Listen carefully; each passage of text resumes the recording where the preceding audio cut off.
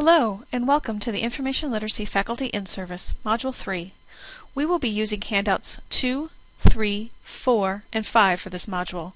Please see the website for links to download them.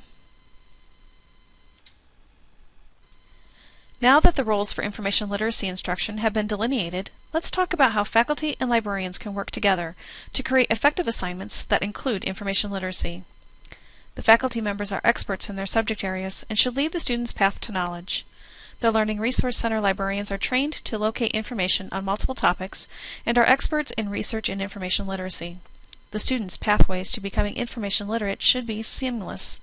Seamless pathways are created through collaboration between faculty and librarians. There is no need to draw a line in the sand upon which neither of us may cross.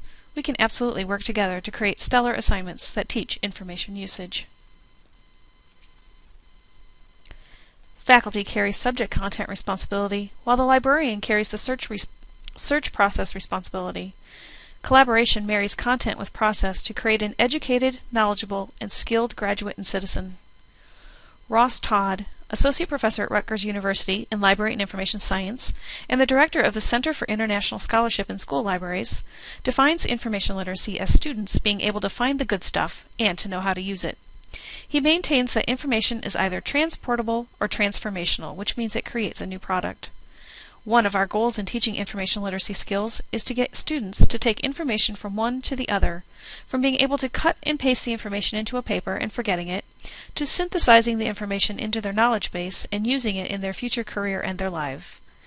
Another goal in teaching information literacy skills is for the student, graduate, or citizen to be able to repeat this process whenever it is needed. Notice that the information search process brings the student's emotions into play.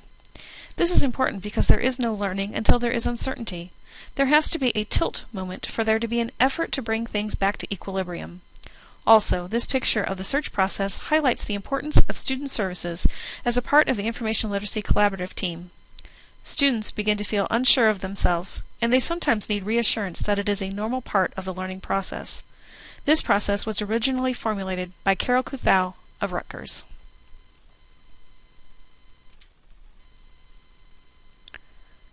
This table is also available as Handout 2, titled Library Interventions in the Information to Knowledge Experience, and is available as a link for your use.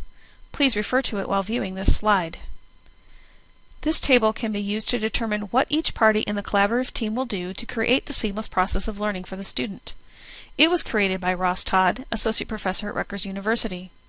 He uses it to determine exactly what each department or person will do in the collaborative learning environment so that the student's learning path has no bumps in the road. Library-related assignments should originate from and be directly related to the course subject matter. If students are expected to learn how to effectively choose, evaluate, and use information sources, there must be a purpose for their research and a way to measure its value. Choosing or creating an assignment for the sole purpose of using a library resource is not the most effective way to achieve information literacy goals. Here are some assignments that could use some improving. Tours. A way to improve library tours is having tour stops that focus on the areas and elements most relevant to the assignment. Sometimes there are problems with tours, such as tours discuss where a resource is located, but not how to use the resource. Getting a group through the library poses logistical problems. Tours reinforce the idea of a library as a place, rather than as a point of access. And tours can lack relevance and usefulness to students. Scavenger hunts are another common information literacy assignment. Ways to improve this are to make the assignment relevant to the course, and to develop multiple versions of a hunt, with each version using different resources. Problems with scavenger hunts can be an unstated or unclear purpose for the assignment, a lack of relevance to the assignment, missing resources, whether they are misplaced inadvertently or intentionally, and one student can do the work for all or many students. A mob scene happens when an instructor sends the entire class to search for the same resource. This can lead to one person's completing the assignment for everyone. One way to improve this is to choose a variety of resources and give each student a different assignment. The shot in the dark assignment occurs when an instructor inadvertently gives inaccurate or incomplete information, causing the student great frustration in his or her attempt to complete the assignment. One way to improve a shot-in-the-dark assignment is to complete the assignment first and check for incomplete or incorrect information. An old curiosity shop assignment occurs when an instructor creates assignments using outdated reference sources. Librarians frequently update reference sources either by purchasing a new edition or replacing with alternative resources. One way to improve an old curiosity shop assignment is to check the currency of reference sources listed in the assignment. Assuming a student is able to choose a manageable topic without an instructor's assistance can lead to the elusive topic. One way to improve this is to assist students with topic selection. Sending students to use the internet without demonstrating how to approach the assignment or providing hands-on time with an instructor present leads to the Lost in Space assignment. Be sure to provide assistance with internet resources to avoid having a Lost in Space assignment.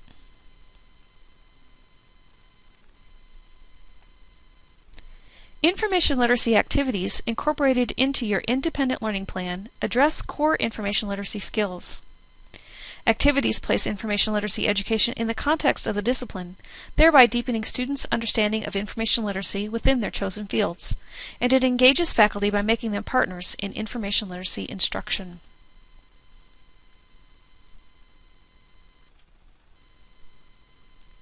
Handout 3, titled Sample Exercises, is available as a link for your use. It is 6 exercises suggested for your use from various sources. Please refer to it while viewing this slide. This is a sample of exercises available for you from resources found in the Harrison College Learning Resource Centers. These exercises can be incorporated into your independent learning plans. Please contact your campus librarian for more sample exercises.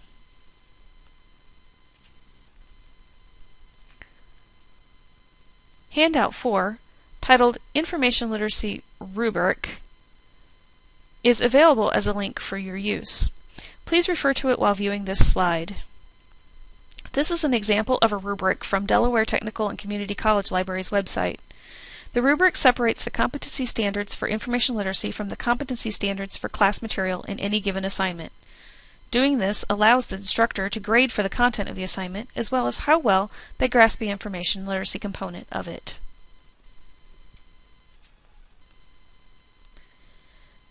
Here are some examples of information literacy assessments that are each unique and individual. Trails was created for the younger student, but is tailor-made for their curriculum. As you can see, some of the questions in front of you are for students who are in the 9th grade.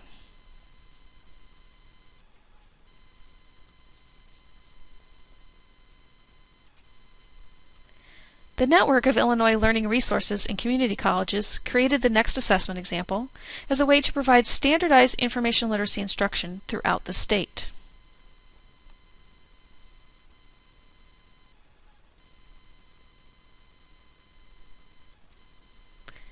And finally, John Mueller, professor of psychology at North Central College, created a web page that is full of links to information literacy assessment tools. There is a literal treasure trove here, including rubrics. As you can see, there is no hard and fast rule when assessing students for information literacy knowledge, especially if you have hidden your information literacy within the subject content.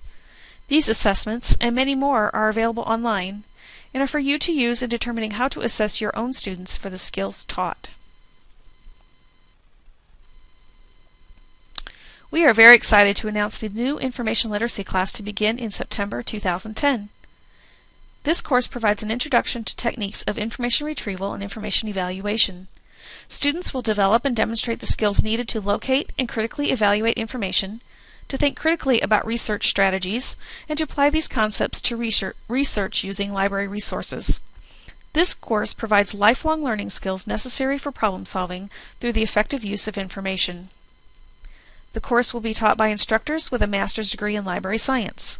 The classes may or may not be taught by the librarians at your campus.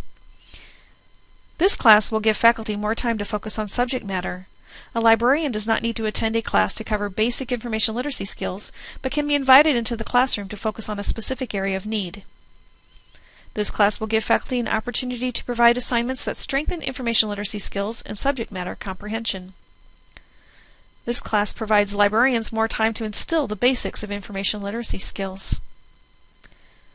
INF 1100 will provide every student with information literacy skills rather than a random basis that usually occurs with one-shot librarian instruction. And finally, it will give all students a basic foundation to grow into lifelong learners.